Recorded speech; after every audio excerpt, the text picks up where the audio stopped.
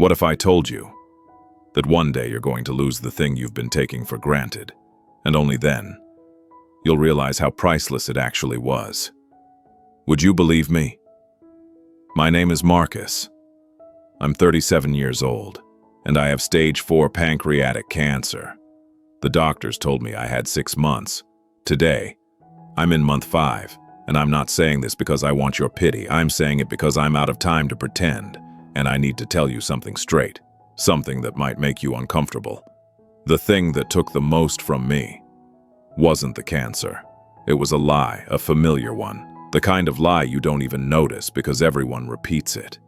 That lie is, I still have time. I spent almost all the time I had chasing things that, if I disappear tomorrow, I can't take with me anyway. And please don't misunderstand me. I'm not saying you shouldn't work hard. I'm only saying this: don't trade the people who love you for the word someday. I'm also not here to tell you how to live. I don't have that right. I'm just telling you what happened, because I paid for it, and I don't want you to learn this lesson the way I did. 5 months ago, I collapsed in the middle of a meeting, right in the middle of numbers I used to believe were important. Plans, deadlines, talk about next quarter, like life could be managed inside a spreadsheet. And when I came to, for the first time in my life, I understood something. This body isn't a machine, and life doesn't wait for you to finish the project. The scary part is, I thought I'd be terrified, but the first thing that hit me wasn't fear. It was shame. Not shame about the disease. Shame, because the moment I realized I was running out of time, I didn't think about work. I didn't think about money.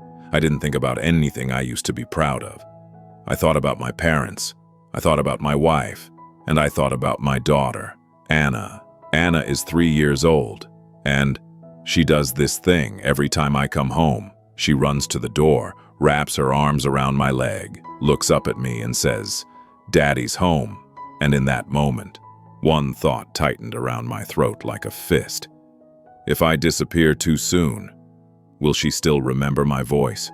Or in her memory, will I just be the man who was always busy, always late, always saying, "Tomorrow"? That's when I understood the most terrifying truth. I'm not afraid of dying. I'm afraid I lived wrong. I'm afraid that when I close my eyes for the last time, the thing the people I love remember won't be love. It'll be absence. So if tomorrow you collapsed like I did, right in the middle of your important day, what would you regret the most? Or better, who would you regret the most? Lying in a hospital bed is when I finally understood something I had been avoiding my whole life. The biggest lie I ever told myself was, I still have time. I built my entire life on that sentence. I used it to comfort myself when my wife would ask, "So, are we going anywhere this weekend?" And then look at me, waiting for an answer. I used it to mute my conscience when my mom called and my hands were still typing, and I'd tell myself, "I'll call her back in a minute." And I used it with Anna.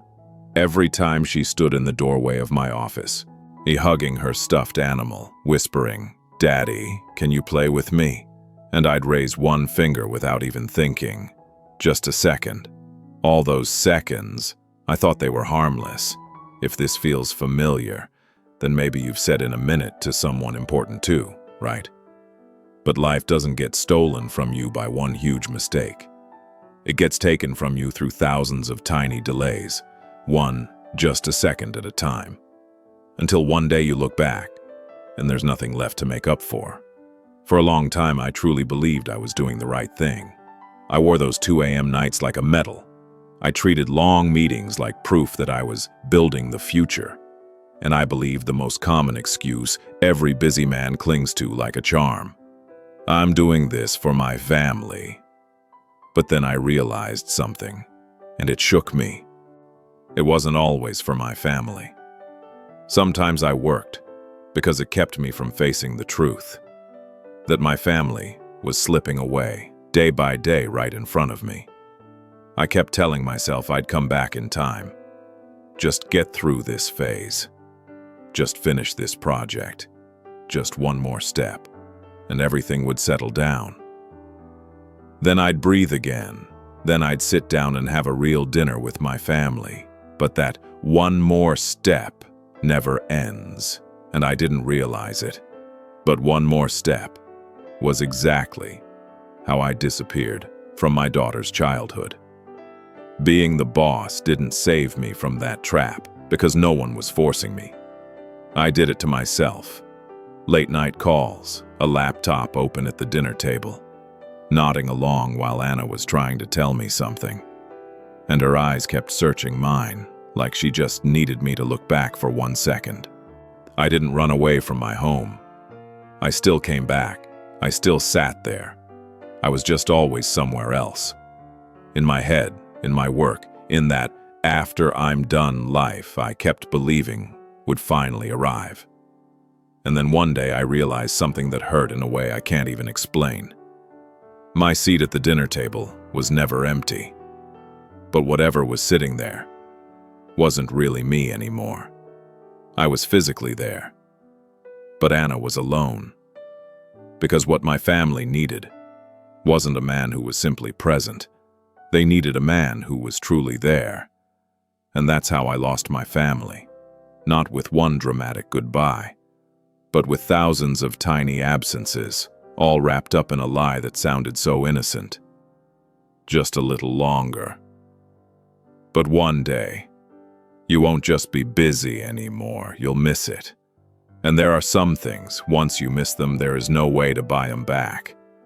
No matter how much money you make, no matter how much time you free up later, I learned that the hardest way possible. Anna's 10th birthday, and I texted her one sentence that, even now, I still don't have the courage to look at again. I used to think regret would come from the big failures, the big falls, but it doesn't. It comes from the small things, the kind you barely notice while they're happening, and then one day you realize they've been killing you slowly the whole time. Most regret starts the same way. You tell someone you love, just a little longer, and you genuinely believe they'll keep waiting for you the way they always have. I know that because I did it to Anna, on her 10th birthday. I remember her text more clearly than anything I ever did at work. Not because it was long, but because it was innocent in a way that felt cruel. Dad, are you going to make it home in time? I stared at my screen for a few seconds. I could picture her somewhere in the living room, looking toward the front door every time a car passed outside.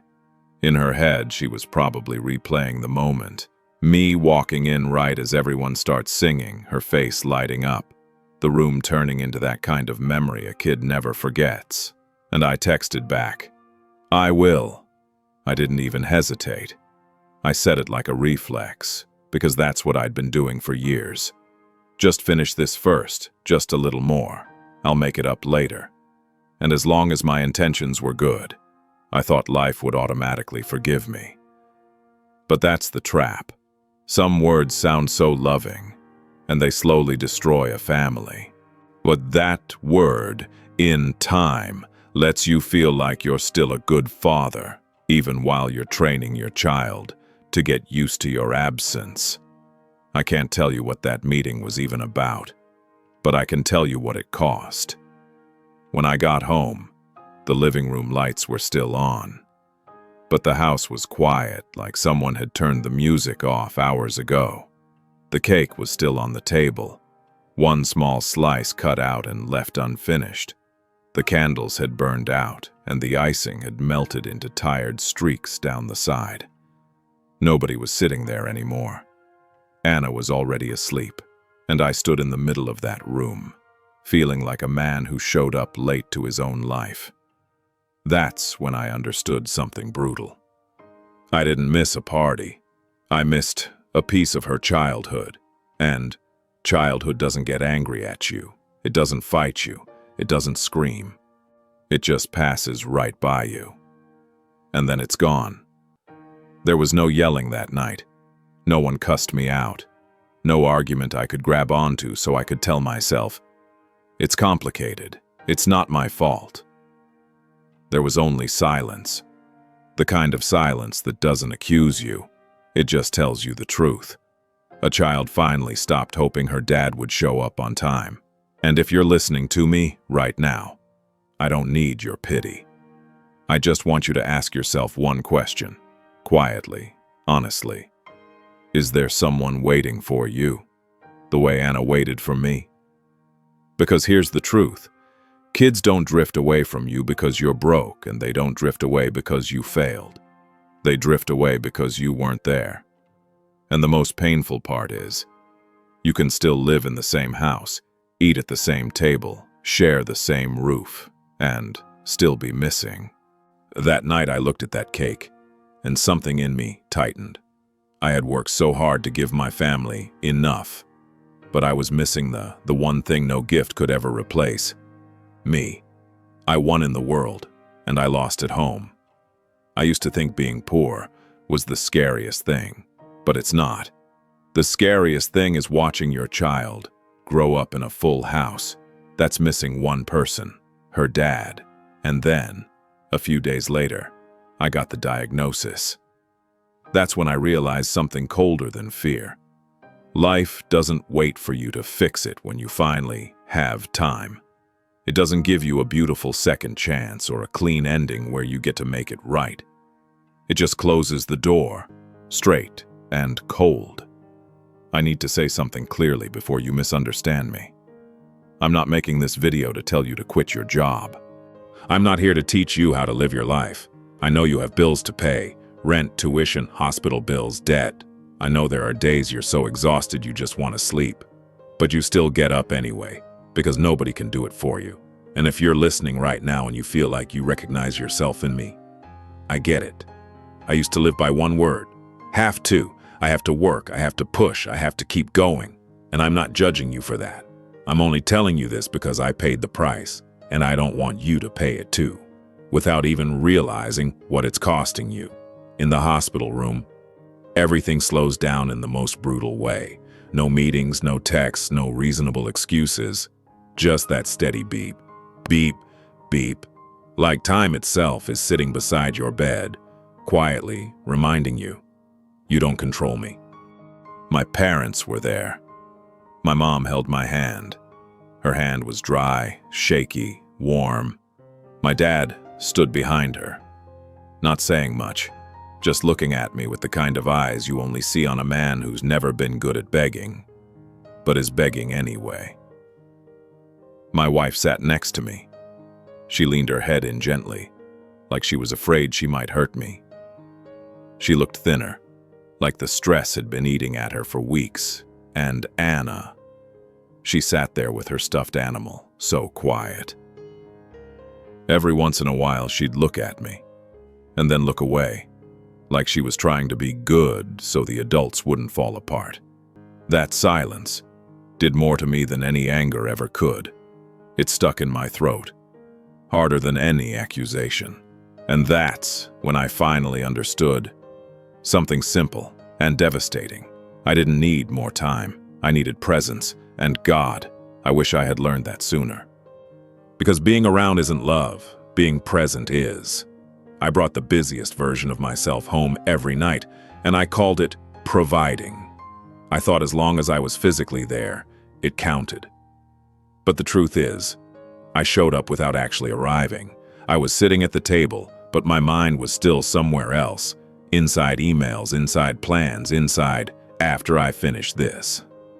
Presence is usually not some big dramatic gesture. Sometimes it's just small things. Your phone face down. A dinner where you actually hear the full sentence.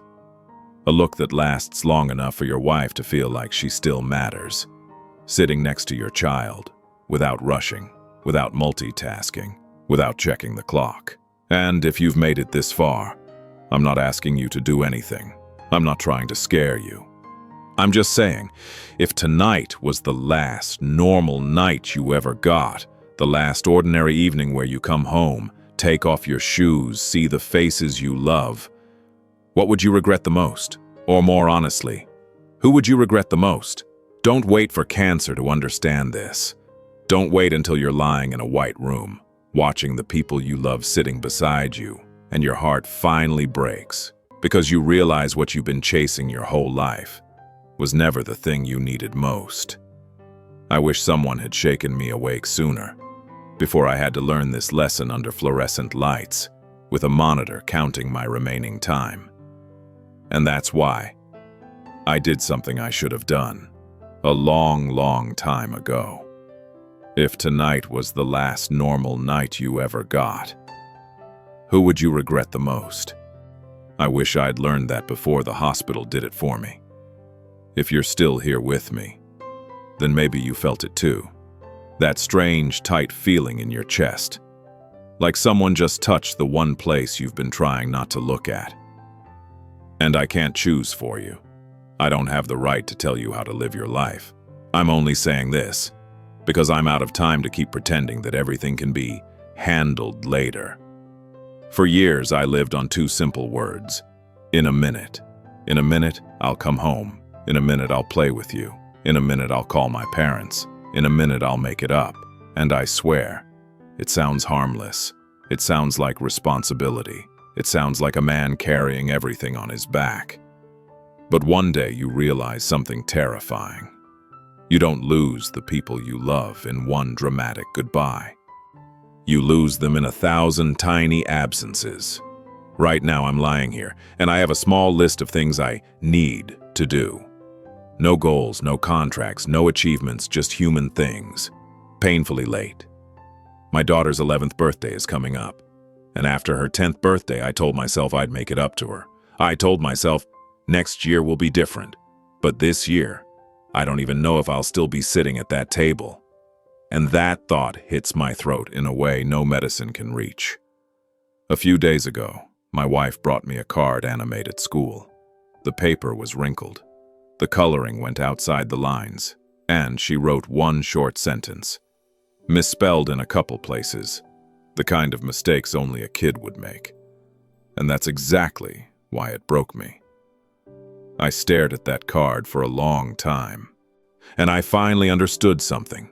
What's killing me isn't the cancer. What's killing me is the way I lived like time was unlimited and love could always be rescheduled. The doctor said I have 4 weeks left, maybe less, and the cruelest part is, I'm still clear-headed enough to understand how much I missed. Yet I don't have enough time left to fix it the normal way. Not enough to start over. Not enough to make up for the years I traded for a promise called someday.